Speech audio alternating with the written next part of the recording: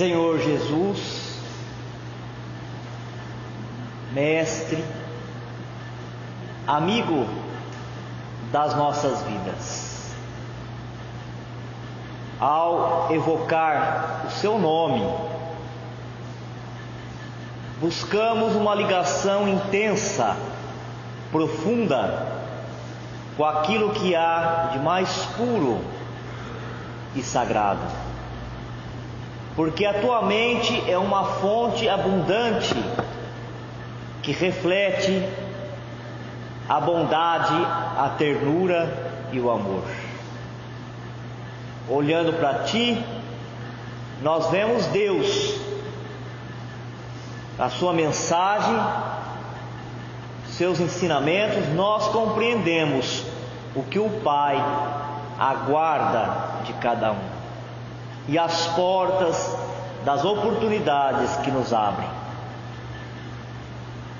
Venha ao nosso encontro, Senhor, porque és refrigério para a nossa alma, é alívio para as nossas dores físicas, mas também para o nosso destempero, nosso descontentamento, os conflitos, os atritos que nos encontramos nas noites escuras das nossas existências, porque ainda não estamos completos e somos reconhecidos que precisamos do Seu amor e daqueles que designa como Seu emissário, que eles possam preencher esse salão, nos dando Seus bons pensamentos, clareando a nossa mente para que nós possamos ao mesmo tempo enxergar as coisas positivas, os segredos da vida e as soluções para os nossos problemas. Sabermos a medida certa do atuar, do agir, para não ser negligente, e do silenciar, do recuar, para não piorarmos as situações, para podermos com mais ponderação, com mais serenidade e sabedoria, agir sem ferir, sem machucar.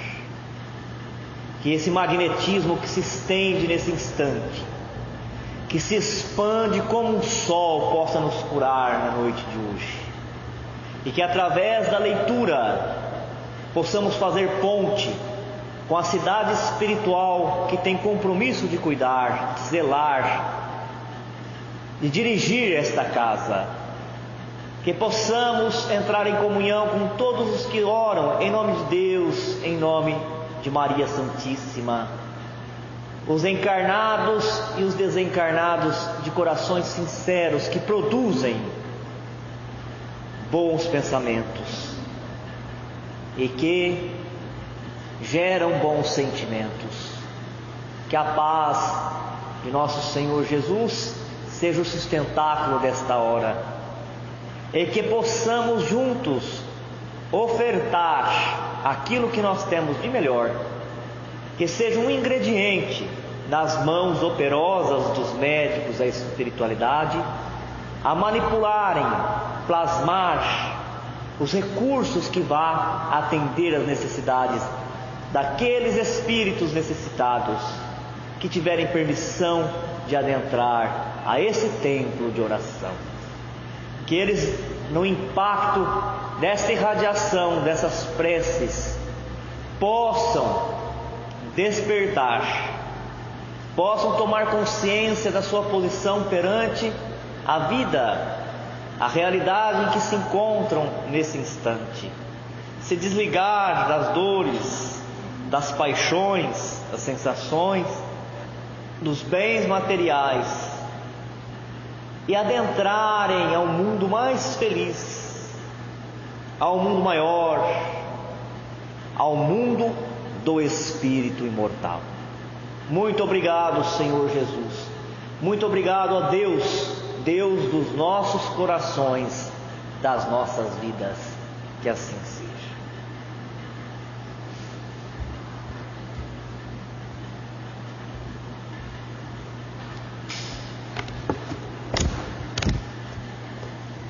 Boa noite a todos. Nosso estudo avança e no livro 3 do estudo aprofundado da doutrina espírita, Ensinos e Parábolas de Jesus, parte 2, nós já vamos retomar as parábolas novamente. E cada livro desse trouxe as vivências de Jesus, os passos que ele deu e as parábolas. Então nós acabamos quarta-feira passada,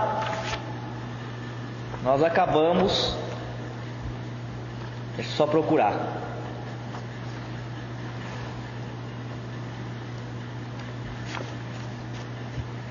Nós acabamos no roteiro 7, ensinos diretos de Jesus com o mandamento maior. Hoje nós vamos ver nessa parte que é o módulo 3 do EAD, livro 3, novamente os ensinos por parábolas.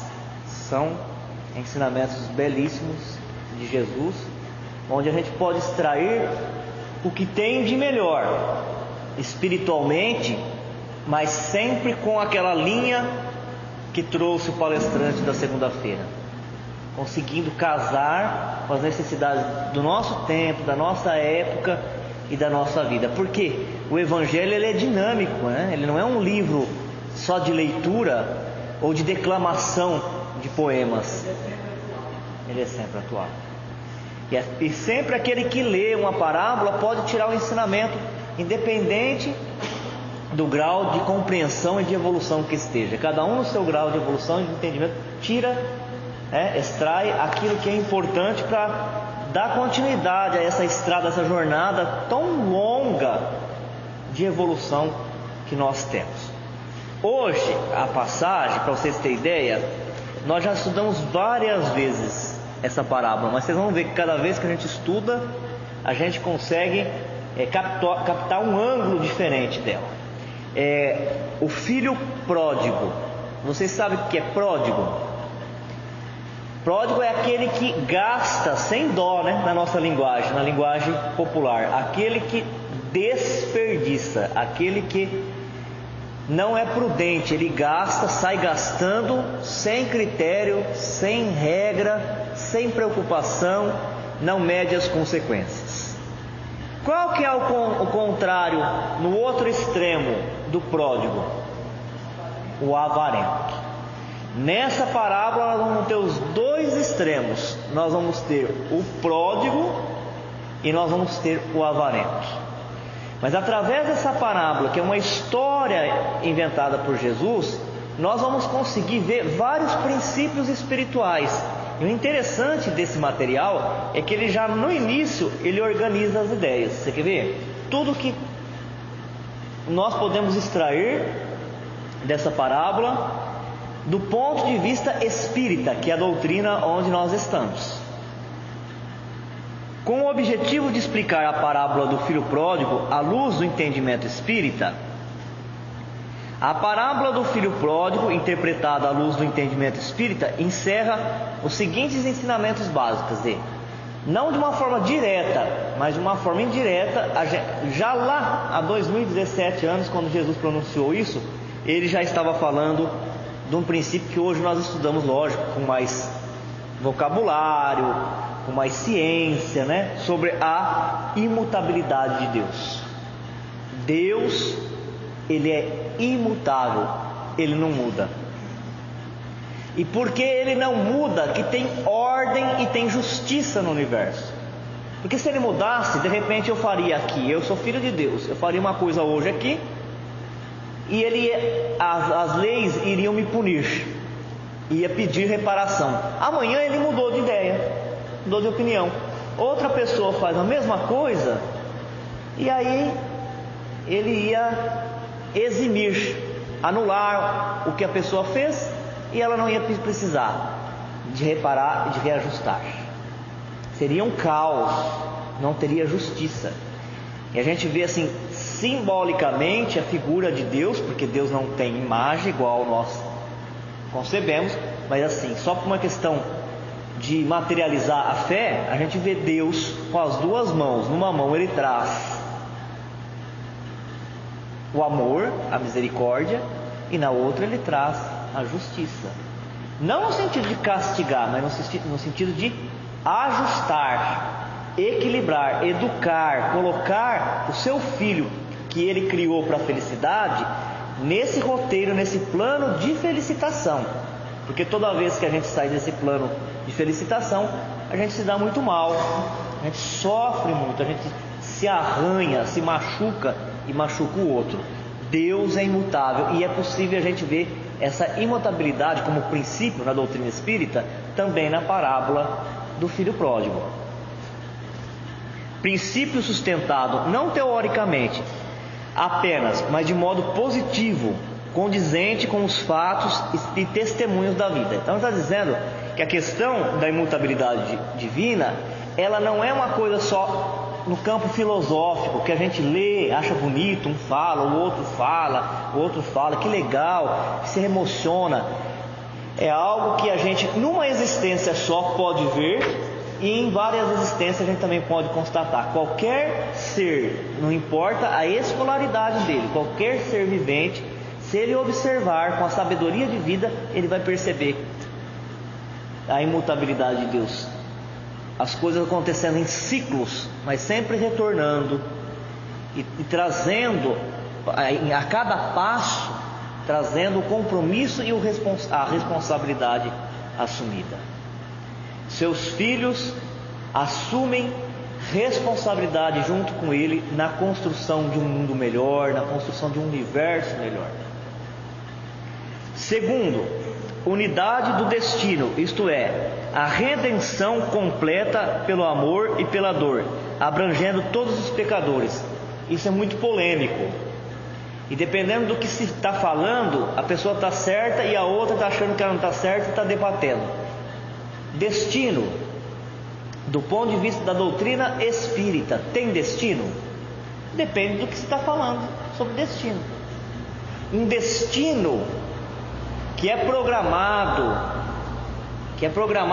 por alguém para o outro, um destino que é sem nenhuma possibilidade de mudança, não é da doutrina espírita e não é da natureza, porque a doutrina espírita é ciência da observação da natureza.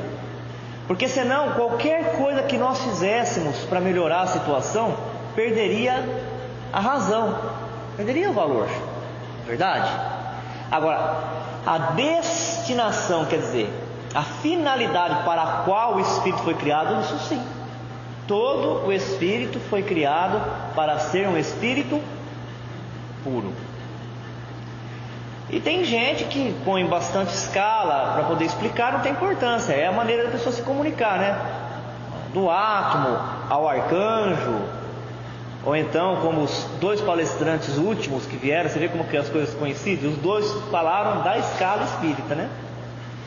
Espírito imperfeito, depois passa para espírito bom para espírito puro, sendo Jesus o exemplo do espírito puro. Todos vão passar por isso. O que é diferente para cada espírito?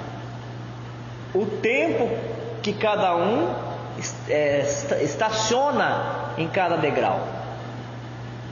O que se esforça mais, ele chega mais rápido à pureza. A desmaterialização do pensamento, a desmaterialização dos seus corpos. E o que se esforça menos, que se acomoda menos, demora mais. E qual é mais amado por Deus? Já estamos entrando na parábola. Qual que é mais amado por Deus? Todos eles. E de igual forma. Ah, mas eu não consigo entender. Mas nós não vamos conseguir mesmo, nós somos Deus e nunca vamos ser. Ele ama todos de forma igual. O que ele não dá, aí sim, a gente tem que concordar com as outras doutrinas espiritualistas, ele não dá à pessoa, ao espírito criado por ele, ele não dá o direito de decisão se ele vai ser um espírito puro ou não.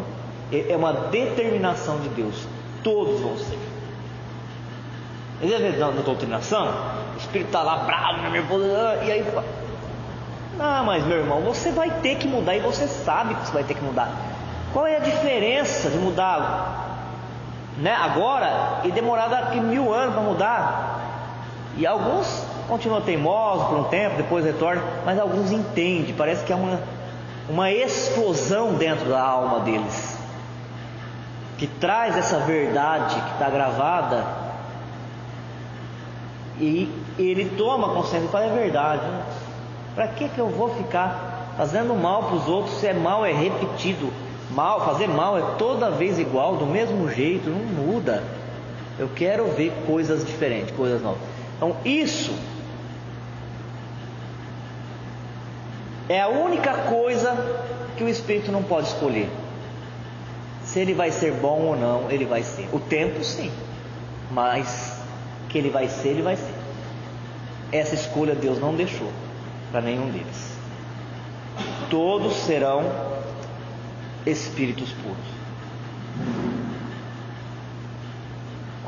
E de vez em quando, para testar o conhecimento sobre esse princípio, algum palestrante até fala, né?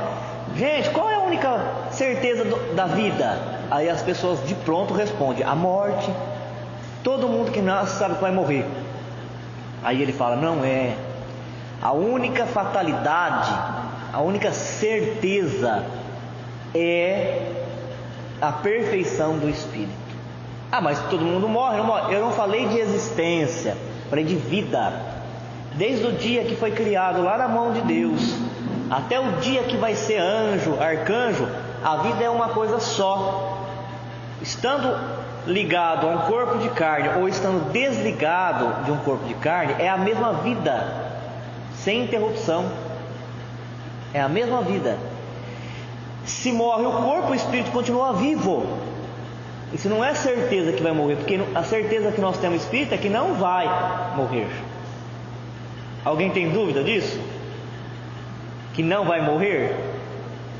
Não pode ter dúvida, né? Porque se tiver dúvida que vai continuar, ainda não é espírita. Então o princípio espírita é este, né? É como se fosse uma casa e um pilar. É a imortalidade da alma. E do cristão, eu diria, porque quando Jesus ressuscita, ele está falando isso para o mundo dos encarnados. Gente, não existe a morte, existe o desprendimento de um corpo físico, a desencarnação. E aí ele faz questão de aparecer para alguns discípulos e alguns apóstolos, para ele servir de testemunha para a posterioridade.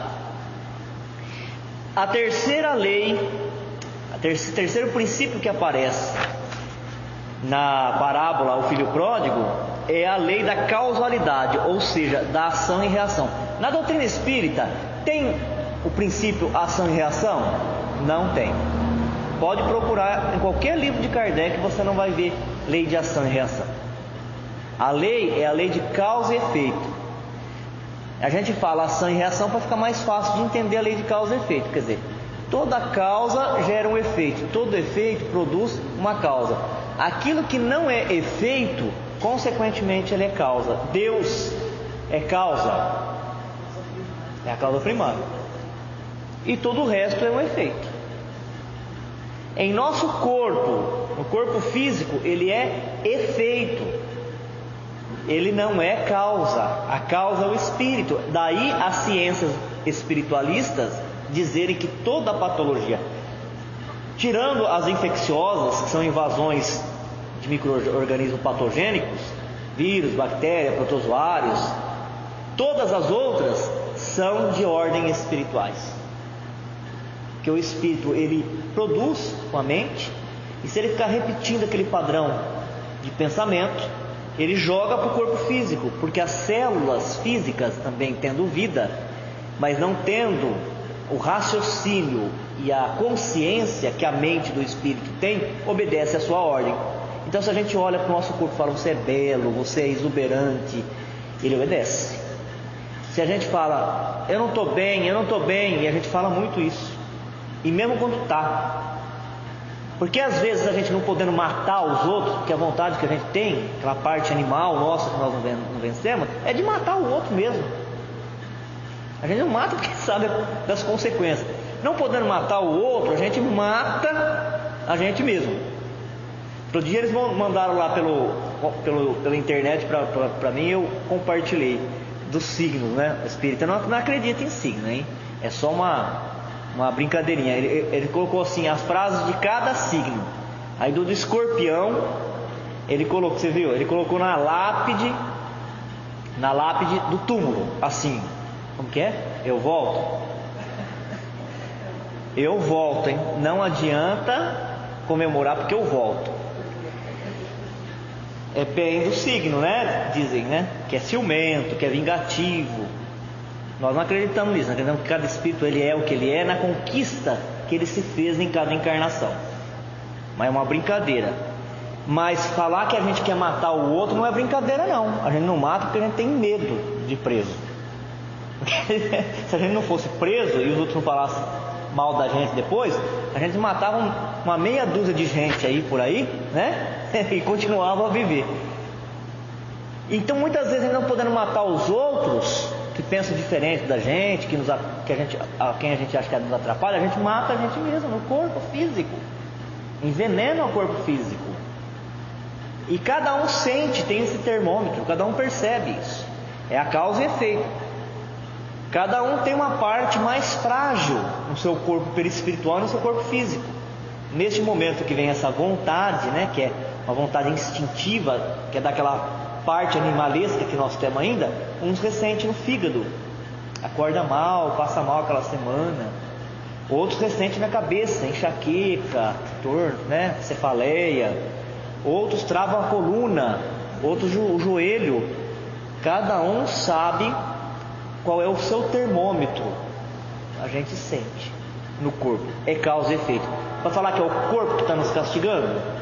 Não é. É o espírito, porque o espírito é que pensa, é que tem vontade e transmite esse pensamento, essa vontade, esse sentimento para o corpo. Então, aqui na parábola do filho pródigo também tem o ensinamento da causa e efeito, que não é só negativo. Causa e efeito é positivo. Eu fiz tudo que eu tinha que fazer, eu ajudei tudo que eu podia ajudar, ajudei minha família, meus filhos. Hoje eu tenho a minha consciência tranquila do dever cumprido, mesmo tendo sofrido tudo que eu sofri, as provações que eu passei, eu estou bem, estou em paz. Quer dizer, é uma consequência de uma causa, né? Uma causa, uma consequência. 5. Finalmente, a evolução individual dos seres racionais e conscientes, de cujo número o homem faz parte, processada no recesso íntimo das almas, livre e espontaneamente, como lei natural e irrevogável. Finalmente, a evolução individual. E a evolução individual também vai estar aqui. Mostra que cada espírito, com as experiências que está experimentando, acumulando, ele vai evoluindo junto com os outros, mas também individualmente. Cada espírito está transformando a sua inteligência em sabedoria e está transformando esse instinto em inteligência, essa inteligência em virtude, essa virtude em amor. Tudo isso vai estar contido na parábola do filho pródigo. Agora nós vamos ver qual é o texto evangélico, como é que ele fala. E disse um certo homem, tinha 2 filhos. Quer dizer, Jesus, para explicar tudo isso que nós falamos até agora, ele contou essa parábola. E disse, um certo homem tinha 2 filhos. E o mais moço deles disse ao pai: Pai, dá-me a parte da fazenda que me pertence. E ele repartiu por eles a fazenda. E poucos dias depois, o filho mais novo, ajuntando tudo, partiu para uma terra longínqua e ali desperdiçou a sua fazenda, vivendo dissolutamente. E havendo ele gastado tudo, houve naquela terra uma grande fome e começou a padecer necessidades. E foi e chegou-se a um dos cidadãos daquela terra, o qual o mandou para os seus campos a apacentar porcos. e desejava encher o seu estômago com as bolotas ou alfarrobas que os porcos comiam, e ninguém lhe dava nada, e caindo em si, olha essa expressão, caindo em si, disse: quantos trabalhadores de meu pai têm abundância de pão, e eu aqui pereço de fome. Levantar-me-ei, irei ter com meu pai, e dizer-lhe-ei: Pai, pequei contra o céu e perante ti, já não sou digno de ser chamado teu filho. Faze-me como um dos seus trabalhadores. E levantando-se, foi para o seu pai. E quando ainda estava longe, viu seu pai e se moveu de íntima compaixão, e correndo, lançou-se-lhe ao pescoço e beijou. E o filho lhe disse: Pai, pequei contra o céu e perante ti, e já não sou digno de ser chamado teu filho. Mas o pai disse aos seus servos: Trazei depressa a melhor roupa e vesti-lo, e ponde-lhe um anel na mão e sandália nos pés, e o trazei bezerro cevado, e matai-o, e comamos e alegramo-nos, porque este meu filho estava morto e reviveu, tinha se perdido e foi achado. E começaram a alegrar-se. E o seu filho mais velho estava no campo. E quando veio e chegou perto da casa, ouviu a música e as danças. E chamando um dos servos, perguntou-lhe que era aquilo. E ele lhe disse: veio teu irmão, e teu pai matou o bezerro cevado, porque recebeu são e salvo. Mas ele se indignou e não queria entrar. E saindo o pai, estava com ele. Mas respondendo ele, disse ao pai: Eis que te sirvo há tantos anos, sem nunca transgredir o teu mandamento, e nunca me deste um cabrito para alegrar-me com os meus amigos. Vindo, porém, esse teu filho, que desperdiçou a tua fazenda com as meretrizes, mataste-lhe o bezerro cevado. E ele lhe disse: Filho, tu sempre estás comigo, e todas as minhas coisas são tuas. Mas era justo alegrarmos-nos e regozijarmos-nos, porque este teu irmão estava morto e reviveu, tinha se perdido e foi achado. Lucas capítulo 15, versículos de 11 até 32. Fabulosa, né? Maravilhoso o pensamento de Jesus, que através dessa parábola ele explicou todos aqueles princípios espíritas que nós começamos a noite de hoje, e muitas outras que a gente aqui não citou. Ora, veja que o material nos traz, os dois irmãos, eles representam a humanidade. O pródigo é a fiel imagem dos pecadores, cujas faltas transparecem, ressaltam logo à primeira vista. Semelhantes transviados deixam-se arrastar ao sabor das voluptuosidades, como barcos que vogam à mercê das ondas, sem leme e sem bússola. Sabem que são pecadores, estão cônscios das imperfeições próprias e comumente ostentam, para os que têm olhos de ver, de permeio com as graves falhas de seus caracteres, apreciáveis virtudes, e assim permanece até que o aguilhão da dor o desperte. O filho mais velho é o egoísta, é a perfeita encarnação dos pecadores que se julgam isentos de culpa, protótipos de virtudes, únicos herdeiros das bem-aventuranças, eternas pelo fato de se haverem abstido do mal.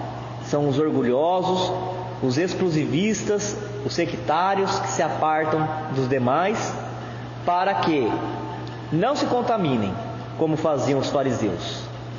A soberba não lhes permite conceber a unidade do destino. Descreem da reabilitação dos culpados, só podem ver a sociedade sob os seus aspectos de camadas diversas, camadas inconfundíveis. Imaginam-se no mais alto e os demais no mais baixo. O que eu achei interessante nesse livro, porque muitos outros já tinham trazido a interpretação da parábola do filho pródigo, mas com destaque para o filho pródigo. Poucos textos tinham falado, como esse material trouxe, do filho mais velho. E aqui ele não está falando que o ensinamento de Jesus, ele deu preferência para falar dos problemas do filho pródigo, em detrimento do filho egoísta, avarento. Não, que existe um equilíbrio na parábola, falando que as duas situações elas são perigosas para a evolução do espírito, porque ela traz sofrimento, traz dor, traz decepção, as duas. Então agora, com o tempo que nós temos, pouco tempo, vamos passar uma passagem assim rápida em cada versículo. E disse um certo homem, tinha 2 filhos, e o mais moço deles disse ao pai: Pai, dá-me a parte da fazenda que me pertence. E ele repartiu por eles a fazenda. E poucos dias depois, o filho mais novo, ajuntando tudo, partiu para uma terra longínqua, e ali desperdiçou a sua fazenda, vivendo dissolutamente. E havendo ele gastado tudo, houve naquela terra uma grande fome, e começou a padecer necessidades. E chegou-se a um dos cidadãos daquela terra, o qual mandou para os seus campos a apacentar porcos, e desejava encher o seu estômago com as bolotas ou alfarrobas que os porcos comiam, e ninguém lhe dava nada. Lucas capítulo 15, versículo 11 e 16. Qual é a situação aqui? O pai, ele tinha uma fazenda, ele tinha uma herança. O que é natural que aconteça?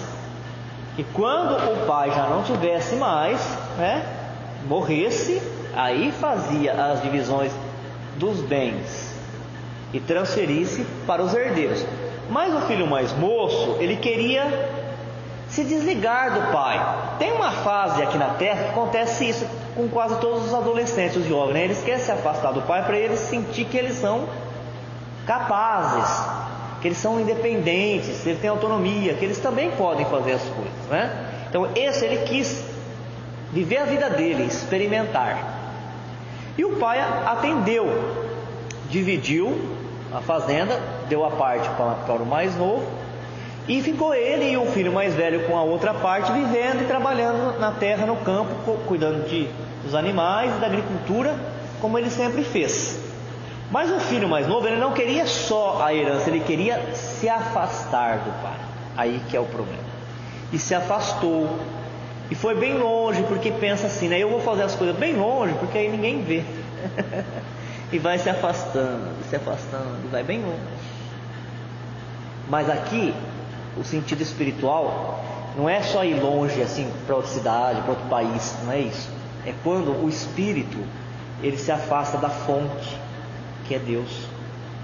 Todo espírito, quando ele está próximo de Deus, e a proximidade não é física, né? A proximidade é pela intenção, pelo sentimento, pela comunhão da oração. Ele está mais próximo da fonte poderosa de luz, então ele também se ilumina. Diz que a aura fica até puxada para o azul, né? Para o azulado. E quando ele vai se afastando, vai ficando mais apagado. A aura vai escurecendo, vai ficando sem luz, sem calor, vai congelando, vai se afastando. Então ele pegou toda essa herança que ele recebeu do pai, ele não conquistou, ele recebeu do pai, e foi gastando abundantemente, sem se preocupar com o dia de amanhã. Foi para uma terra longínqua, uma terra distante. É o espírito que sai da cidade espiritual para se encarnar. A maioria. Ele está lá no mundo espiritual, lá todo mundo ora junto, todo mundo tem os mesmos pensamentos, tem um alívio, uma paz de espírito, uma sensação agradabilíssima que a gente só conhece por palavras, né? Estando aqui na carne. E quando se encarna, foge do compromisso. Se é um artista, tinha o compromisso através das artes, de usar a arte, o dom que recebeu, a herança de Deus, para fazer o bonito, para alegrar, para levantar o astral, para encher o mundo de beleza. Alguns fazem, o pródigo não faz. Ele sai gastando esse dom erradamente. Se é um cientista, a mesma coisa, para descobrir alguma coisa para diminuir a dor, para diminuir as distâncias, para tirar o pessoal da ignorância, mas gastando abundantemente. Muitas vezes ele usa aquilo para dominar, para perverter, para enganar, para prejudicar, para se dar bem. Ele gastou tudo. E naquela cidade veio uma grande fome. A fome aqui é a fome espiritual, porque, de novo vou citar alguns espíritos, tanto na literatura como no prático, no trabalho prático, alguns espíritos falam: eu cansei, é a fome espiritual, eu cansei disso, eu estou cansado de fazer as coisas erradas, dá um vazio, um deserto. Essa é a fome, um deserto na alma, um esvaziamento profundo. É quando lá nos livros de André Luiz, a Narcisa fala para o André Luiz: André Luiz, cuidado, porque você era um cálice preenchido, você estava cheio, a substância não era tão boa, mas você estava preenchido. Agora você se esvaziou, é necessário preencher esse cálice com outra coisa. Aquele vazio profundo, aquela falta de vontade de fazer mais nada, não ser mais, acabou, porque tinha depositado toda a sua vontade, a sua garra, a sua energia numa coisa e viu que não vale a pena. E aí então ele foi falar com o cidadão, e o cidadão: olha, o que eu tenho para você é cuidar de porcos, esse é o serviço que eu tenho. E ele se submeteu. Quando ele estava com o pai, ele tinha tudo, né? Porque tudo que era do pai era dele. Agora ele se submete a cuidar de porcos. Cuidar de porcos é quando nós estamos dando vazão aos instintos, aos vícios. Esses são os animais que tem em nós. Quando nós estamos nos alimentando da comida de porcos, é quando nós estamos abrindo mão das coisas saborosas, do manjar divino. Estar aqui agora, falando de Deus, de Jesus, é o manjar divino. Estar dando passe, estar num grupo de estudo, estar fazendo visita, estar vendo uma boa palestra, ouvindo um bom teatro, é o manjar dos deuses. Mas se alimentar de fofoca, de intriga e de outras coisas ruins, é se alimentar da comida dos porcos, da comida dos animais. Não que Deus, já começamos falando isso, não respeita cada um e deixa de amar cada um do jeito que ele é. Não é, mas é a situação, Então ele passa a sentir fome e não ter o que comer, e começa a se alimentar, comer a comida que era para os porcos, para os animais.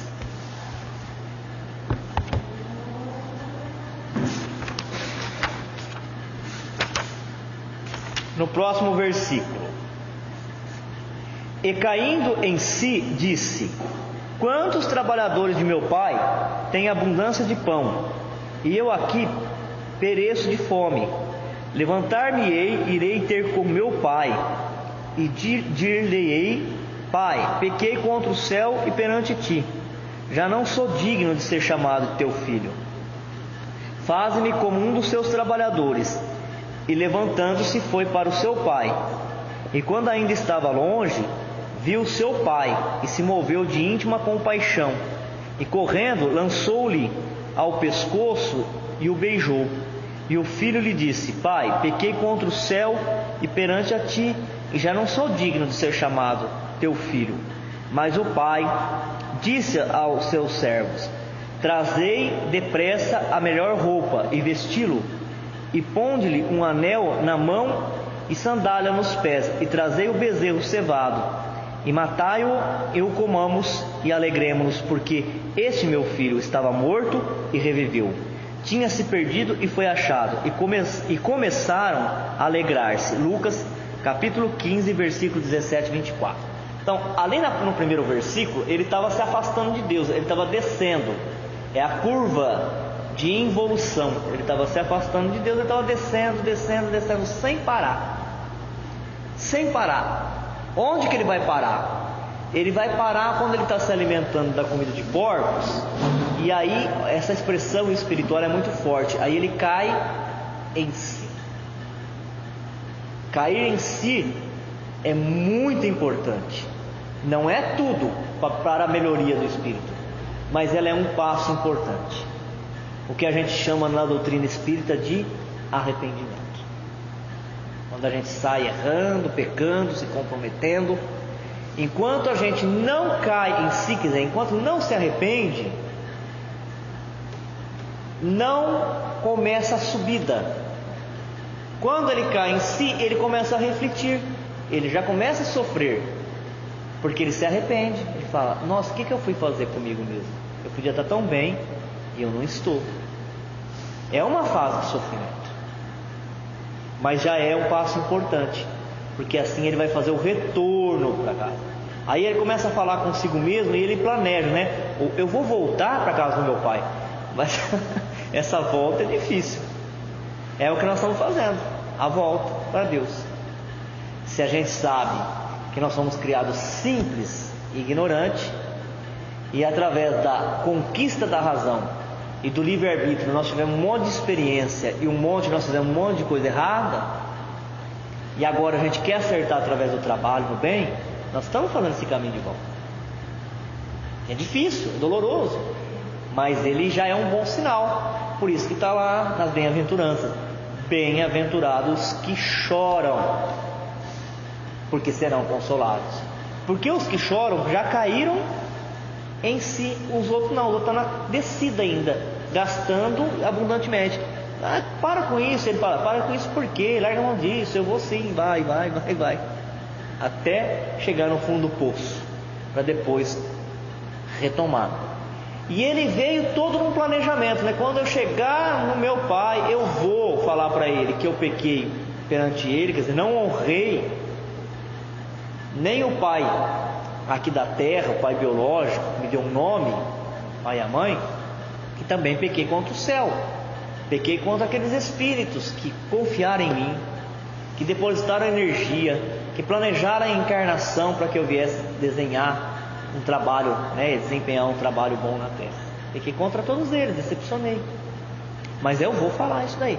E se ele permitir que eu trabalhe, ele não precisa nem me reconhecer mais como pai, que ele me permita trabalhar, porque eu já percebi que quem trabalha para Deus, porque o pai aqui é Deus, quem trabalha para Deus, não importa a categoria de espírito que ele já é feliz.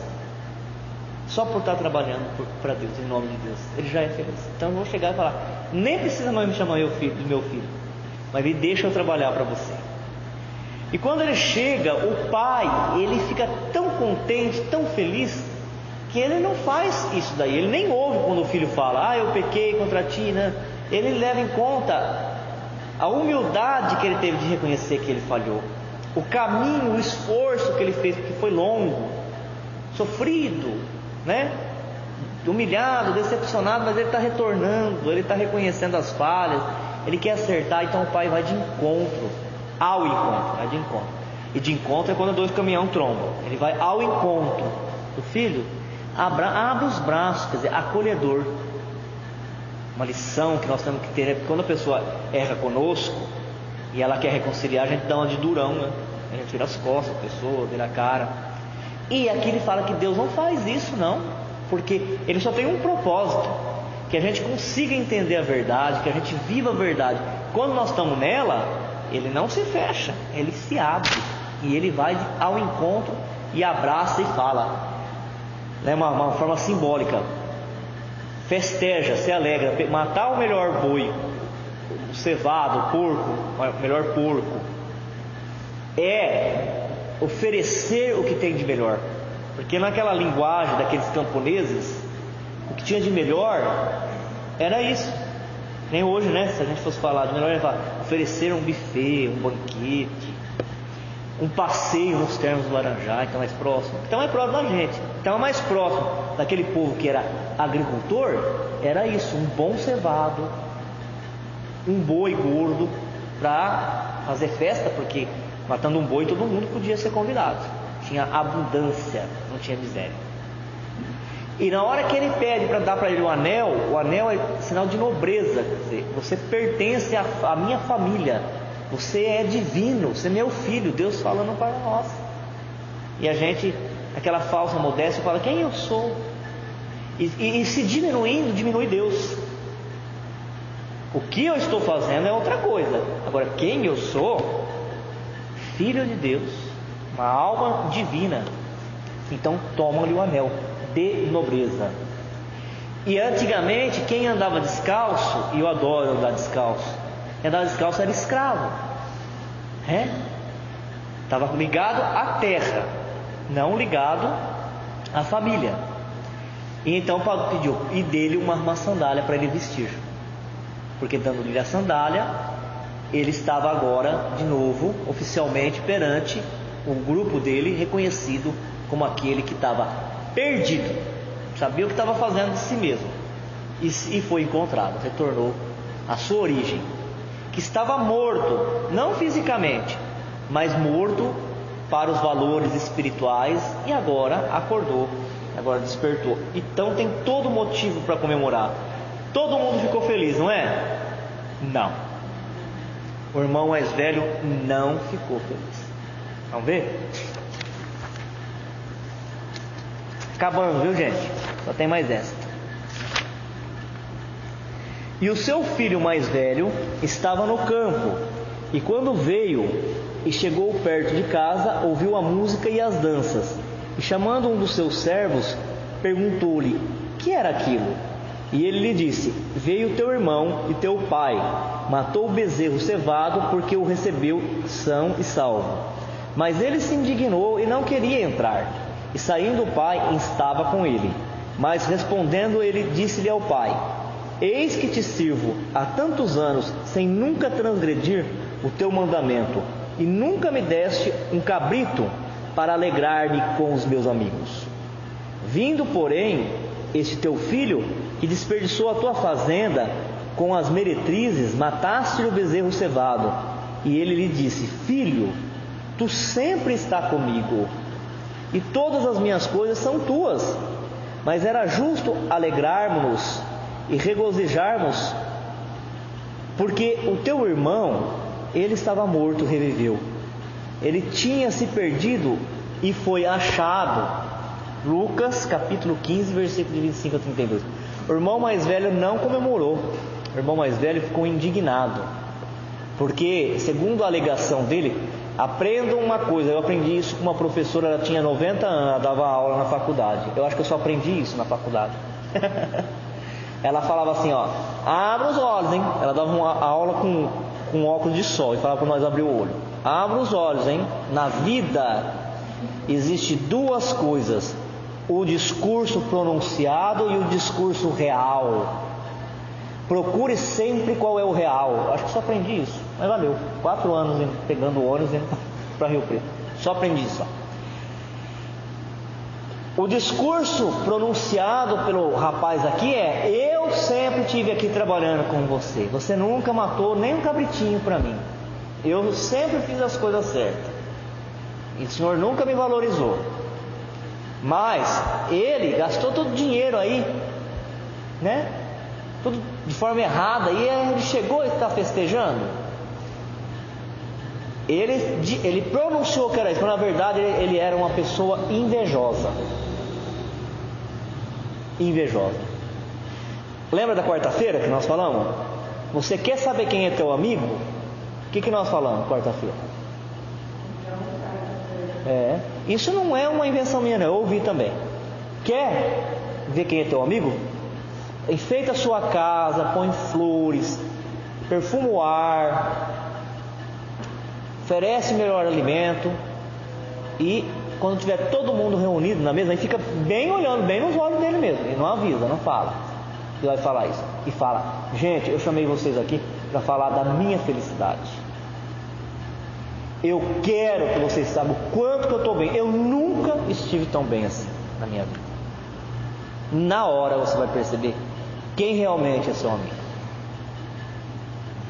Porque ser amigo no momento difícil todo mundo é, porque dá sensação de superioridade. É igual nós, né, no trabalho de caridade. Tomar cuidado para não passar uma vida inteira, uma encarnação inteira ajudando os outros, esquecendo de si. Porque às vezes a gente quer salvar a vida dos outros, esquece que nós somos um espírito que viemos para nos consertar. Mas aqui está falando de uma coisa diferente disso, que compromete mais ainda. Quem realmente quer o seu bem, festeja, alegra pelo bem que você fez, não fica apontando o erro. Se a gente ficar apontando, a gente fala que a gente quer a conversão dos outros, né? E a nossa, para o bem. Mas ficamos apontando tudo de errado que eles fizeram, querendo esmagar, né? A pessoa não tem chance de subir e de se recuperar. O irmão mais velho, ele era avarento, ele não era honesto. Ele fingia ser, mas ele não era. Ele usava como subterfúgio, como pretexto. Como é que a gente sabe disso? Porque no comentário que tem aqui, lógico, não vai dar tempo da gente ler, mas ele fala, ele nunca fez o que o irmão dele fez, né? Saiu aí se divertindo, né? Mas ele também nunca levantou um caído. Ele nunca abriu a boca quando viu que alguém estava sendo injustiçado. Ele seguia a vidinha dele assim. Eu estou vendo que alguém está sendo injustiçado ali, mas não vou me intrometer, porque vai que sobra para mim. Você vê que coisa maravilhosa? Não defende nenhuma. Não faz o mal, mas não faz o bem. Só que a gente aprendeu com a doutrina espírita que quando a gente não faz o mal, mas não faz o bem, por não fazer o bem, nós já fizemos o mal. E encerrando é o que ele fala aqui, ó.